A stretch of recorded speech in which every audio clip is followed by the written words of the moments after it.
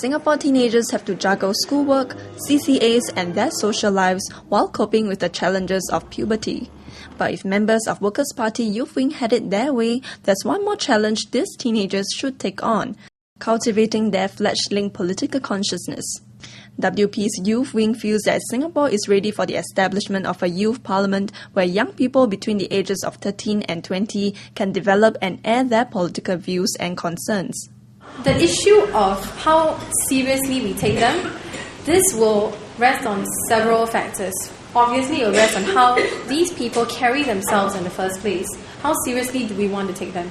Let's not even look at it in a youth context. I mean, some national leaders, not talking about Singapore, some national leaders conduct themselves in a way that is highly questionable as well, and we also question their credibility, we question whether or not we can take them seriously. It doesn't have to be a matter of age, you see.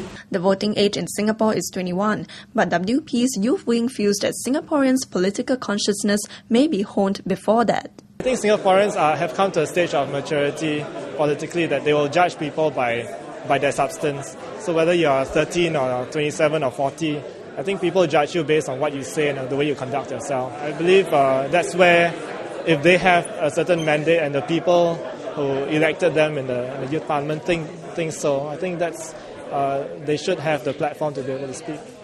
Some 50 people turn up at a forum session organised by WP's Youth Wing at the party's headquarters in Syed Alwi Road to discuss how young Singaporeans can take ownership of issues relating to the country. Creating the first steps towards influencing policy and understanding the workings within Parliament. And that would be such a great inspiration to our youth to be actually go into Parliament themselves, consult their members of Parliament, ask questions to the Prime Minister. Wouldn't that be great? Get responses and in that way both participate actively and also get experience as well. The panel and the participants went on to suggest how the youth parliament can be non-partisan as well as the kind of format it should look like. Is it just a yearly talk shop or a bi-yearly assembly of what is the agenda? And to be brutally honest, we don't have the agenda. But what we hope again is to kickstart this process, kickstart this whole idea that it is feasible, it is worth exploring.